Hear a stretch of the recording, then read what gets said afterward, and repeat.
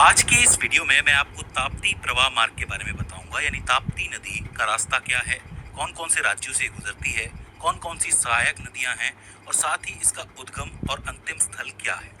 दोस्तों, ताप्ती नदी नर्मदा नदी के बाद दूसरी सबसे लंबी नदी है जो पश्चिमी घाटों की तरफ बहती है और अरब सागर में जाके मिलती है। इसकी लंबाई तकरीबन 721 किलोमीटर है। अगर इसके बहाव की बात करें तो मध्य प्रदेश से ये नदी शुरू होती है, महाराष्ट्र से बहती हुई ये गुजरात जाती है और गुजरात के सूरत से ये खंबात की खाड़ी जाती है जहां से ये अरब सागर में मिल जाती है। इसके बहाव में आप एक इम्पोर्टेंट चीज देखोगे कि कुछ देर तक ये नदी मध्य प्रदेश और महाराष्ट्र की सीमा पर बहती है। ये जो टोटल डिस्टेंस है ये तकरीबन 54 किलोमीटर का है। इस चीज को आपको याद रखना है।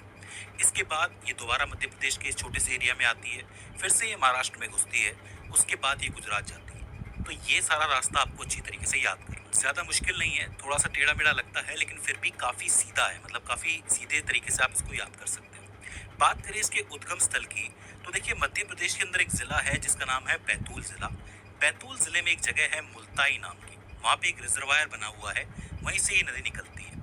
मुल्ताई का जो मूल नाम है वो मूल तापी है और वहीं से इस नदी का भी नाम निकलता है तापी नदी। तापी से ही बनता है ताप्ती, तो इसको तापी या फिर ताप्ती नदी कहा जा सकता है। ताप्ती नदी का कुल बेसिन क्षेत्र जो है वो 65,145 वर्ग किलोमीटर का है, जिसमें से ज्यादातर हिस्सा तकरीबन 80% हिस्सा सिर्फ महाराष्ट्र के अंदर है, क्योंकि महाराष्ट्र से ये तकरीबन 228 किलोमीटर का सफर तय करके निकलती है। इसके अलावा गुजरात में ये 214 किलोमीटर का सफर तय करती है और उसके बाद ये अरब सागर में जाके मिलती है खंबात की खाड़ी के थ्रू।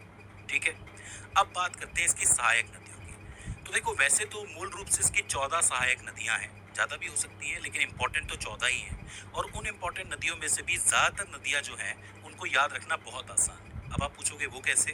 वो ऐसे, क्योंकि ज्यादातर सहायक नदियां एक ही जगह पर मिलती हैं और वो है महाराष्ट्र का जलगांव जिला। यहाँ पे महाराष्ट्र के अंदर एक जलगांव जिला है, यहीं पे ज्यादातर नदियां मिलेंगी। अब देखो, चूंकि नदी इस तरफ सफर तय कर रही है तो ऊपर वाला हिस्सा जो है वो राइट हो जाएगा और नीचे वाला हिस्सा जो है वो लेफ्ट हो जाएगा।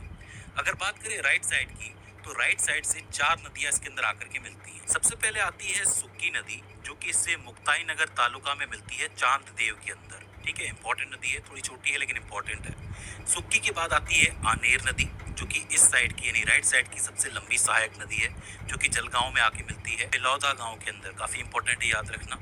इसके अलावा एक अरुणावती नदी आती है जो कि जलगांव में ही मिलती है और थोड़ा आगे चलने पर एक गोमेल नदी आती है जो कि यहाँ कहीं आके मिलती है। तो 4 नदियां हो जाती है, सुक्की, आनेर, अरुणावती और गोमेल।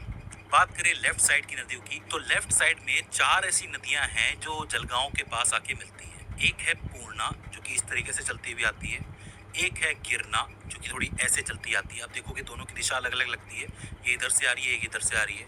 एक है बोरी नदी और एक है पंजरा नदी। तो इन चारों को याद रखना आसान है, पूर्णा, गिरना, बोरी, पंजरा। ये चारों ही जलगांव में आके मिलती है। तो आप ये चीज समझ सकते हो कि जलगांव एक जिला है, उसमें कई सारे गांव हैं जहाँ ये नदियां आके मिलती हैं ताप्ती नदी से।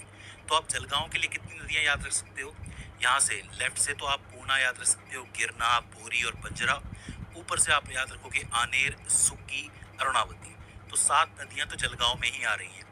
इधर से एक गोमेल बसती है और यहीं से कहीं से एक अमरावती बसती है। अब इसी में 2-3 नदियां और हैं जो छोटी सी हैं, जैसे कि सिपना और मोना। सिपना और मोना वो नदियां हैं जो साइड से आती हैं, लेकिन ये आपके जलगांव में नहीं मिलती है, ये मध्य प्रदेश के एरिया में ही कहीं मिल जाती है। तो इन्हें भी आपको याद रखना है। आखिर में जब ये गुजरात जाती है तो गुजरात के सूरत से ये अरब सागर में जाके मिलती है। तो पूछा जा सकता है कि ताप्ती नदी के किनारे कौन सा शहर बसा हुआ है, कौन सा शहर इसके तट पे बसा है? तो आप कह सकते हो सूरत। बाकी जलगांव भी काफी इंपॉर्टेंट है, इसको भी आप याद रखना। तो इस तरीके से ताप्ती नदी आगे बढ़ती है। अब देखिए, सभी नदियों में से ताप्ती नदी मुझे बहुत ईजी लगती है क्योंकि इसको याद रखना बहुत आसान है। ज्यादातर नदियां जलगांव में मिल रही हैं। अगर आप जलगांव वाली नदियां भी बता देते हो ना तो भी आपका काम हो जाएगा। ठीक है।